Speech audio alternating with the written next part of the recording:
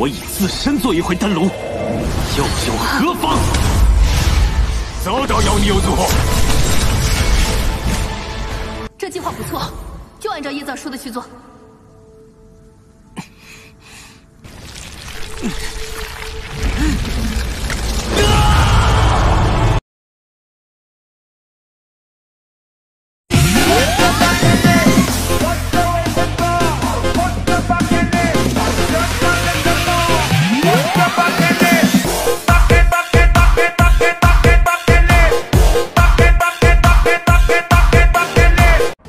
Dupa kematian milik Hongwu mampu membuat musuh yang berada di ranah yang sama dengan dirinya terluka parah. Saat ini Hongwu berada pada ranah pembangunan pondasi tahap akhir yang sejatinya memang lebih tinggi dari Ye Zhang di tahap menengah. Tentu saja efek dari dupa kematian tadi akan berpengaruh dengan lebih ganas.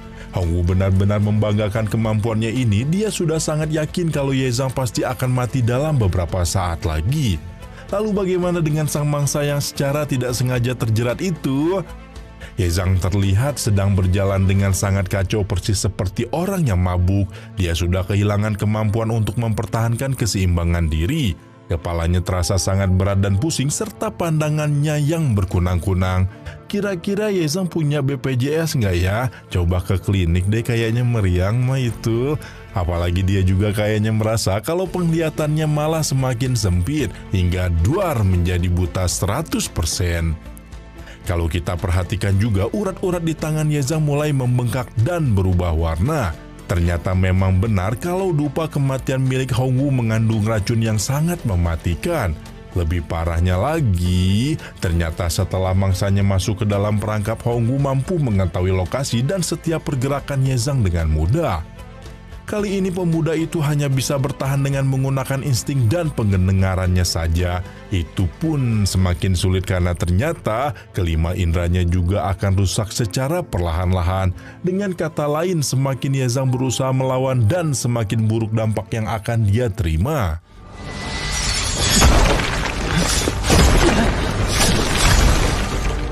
Kalau begini terus takutnya Ye Zhang benar-benar akan menjadi korban dalam ujian putra darah tahap kedua ini. Satu-satunya orang yang peduli dengan keberadaan pemuda itu hanyalah Song Jungwan. Namun saat ini wanita cantik itu sedang berada dalam penghalang demi menahan pergerakan Xiaomei. Artinya satu-satunya jalan yang bisa diambil Ye Zhang adalah menemukan penawar dari racun dupa kematian.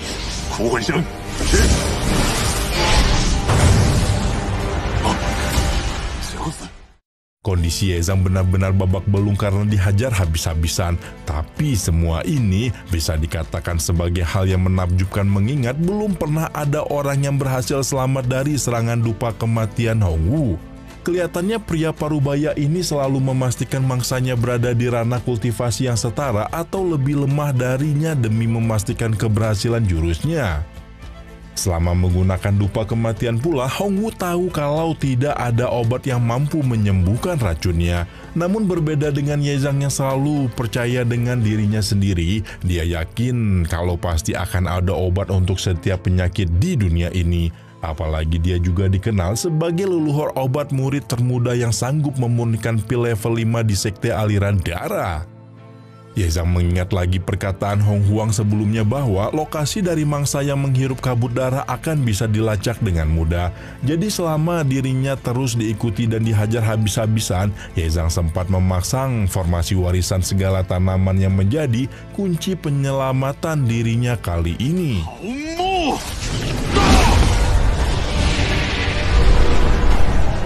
Kalau kalian berpikir formasi warisan segala tanaman ini merupakan senjata pamungkas yang dapat membantu Ye Zhang bertarung, kalian salah besar.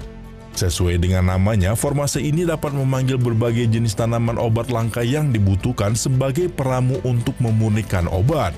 Formasi ini juga mampu menahan racun-racun tertentu dengan kadar yang sudah disesuaikan.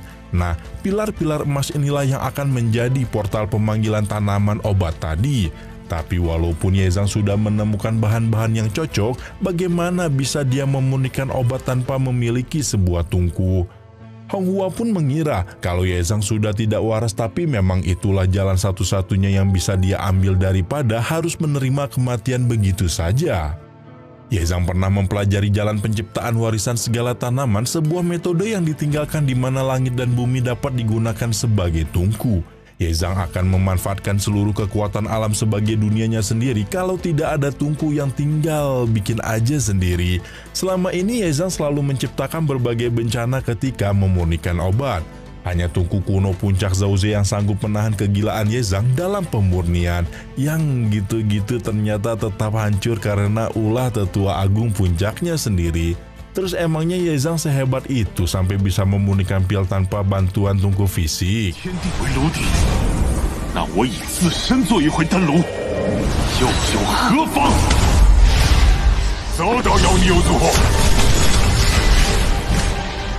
Ye Zhang bertarung dengan sengit sambil memurnikan pil. Bayangkan saja saat ini dia tidak memiliki kemampuan untuk melihat dunia sekitar. Bahkan keempat indranya yang lain juga terus dikuras perlahan-lahan. Ye Zhang juga harus menahan diri dengan rasa sakit dari tali pengikat roh yang terus menjepitnya. Kalau saja pemuda itu tidak memiliki obsesi dengan metode keabadian, pasti kulit dan tulang-tulangnya sudah hancur dicabik-cabik. Masalahnya meski memiliki ketahanan yang luar biasa, tali pengikat roh memiliki efek negatif yang mampu menyerap esensi roh musuh.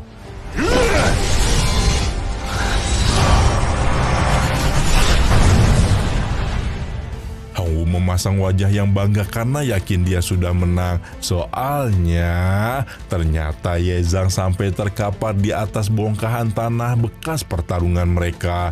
Untuk beberapa saat pemuda itu terlihat persis seperti mayat karena sama sekali tidak bergerak. Tapi tiba-tiba urat darahnya yang bengkak mendadak sembuh begitu saja.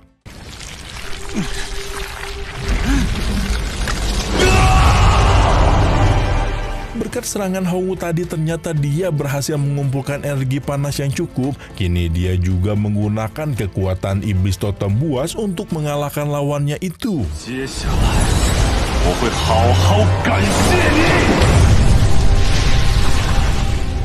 Ye Zhang tidak mau dan tidak akan pernah mau membuat masalah dengan orang lain kecuali dia diganggu duluan. Kali ini Hong Wu benar-benar sudah kurang ajar karena terus menyerangnya dengan brutal. Kalau begini sini coba aja langsung kemarahan dari sang leluhur obat yang sedari tadi diejek-ejek.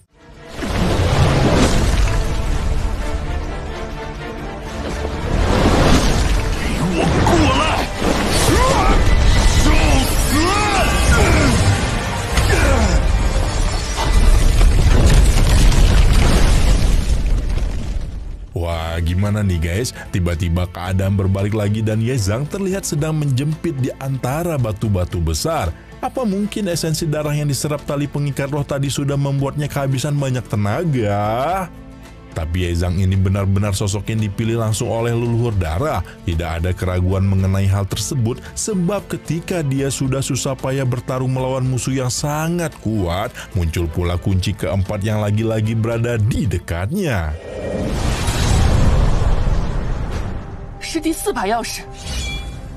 Kunci keempat yang berada di hadapan Ye Zhang langsung bergerak menuju tubuhnya tanpa ada aba-aba atau pernyataan sama sekali. Kunci tersebut memaksa masuk melewati bagian dada pemuda itu.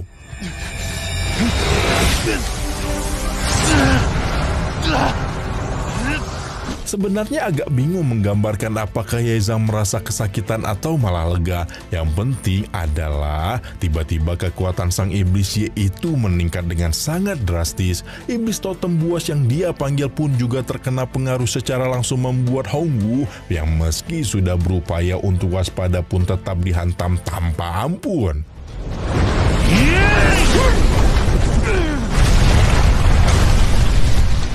Buset, tiba-tiba ada yang aneh nih. Soalnya mata Ye Zhang mendadak berubah menjadi putih. Juga ada guratan berwarna emas kecoklatan yang mengulir panjang dari pusat tubuhnya menuju ke berbagai sisi. Juga untuk sesi tiba-tiba yang kedua, mendadak muncul beberapa pusaran angin raksasa yang menyerang iblis totem buas. Ye Zhang, 已经被我这飓风埋葬。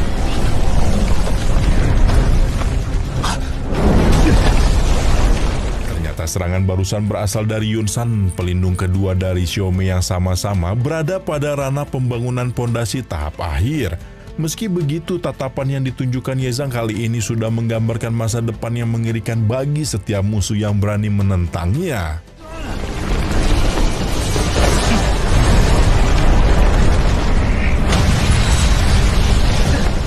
Yun Sang yang tadinya menyerang lebih dulu, kini malah menjadi bulan-bulanan kemarahan Ye Zhang. Dia tidak bisa mengantisipasi kemunculan lingkaran formasi yang langsung menargetkan bagian belakang. Selanjutnya juga muncul tangan iblis yang langsung menangkap tubuh pria dengan rambut tegak-tegak itu.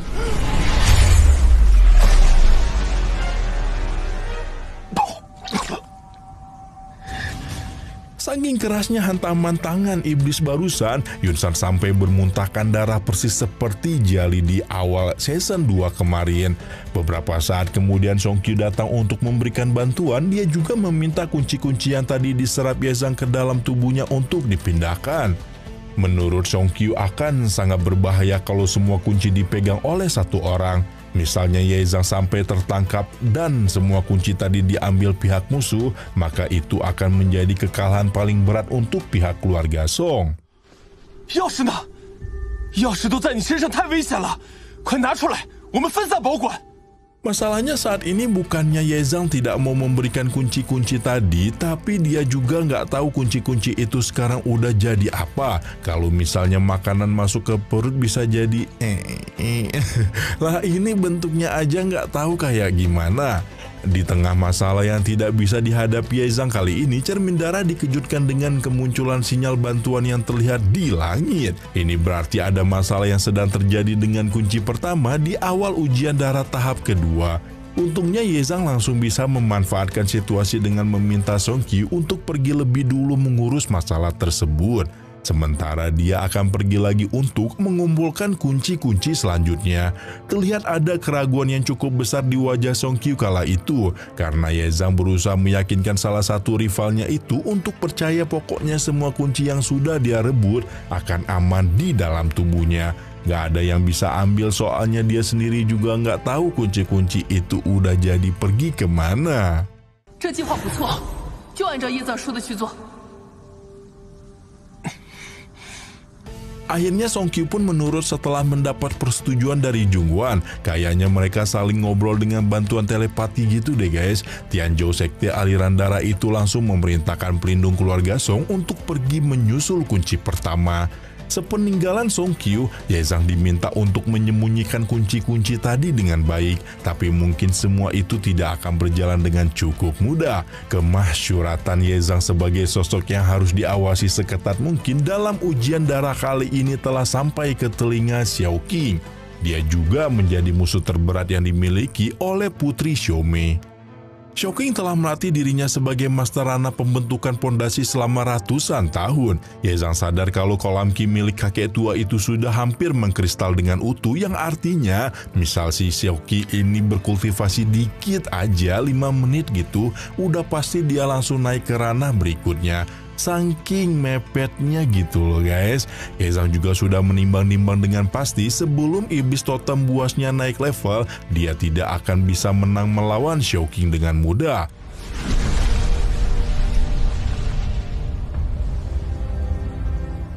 Kali ini kunci selanjutnya akan segera muncul dan sesuai dengan tebakan, lokasi tempat energi viral menyatu lagi-lagi berada di dekat Ye Zhang. Pemuda itu sudah mengantisipasi kejadian ini dengan langsung bersiap menyerap kunci.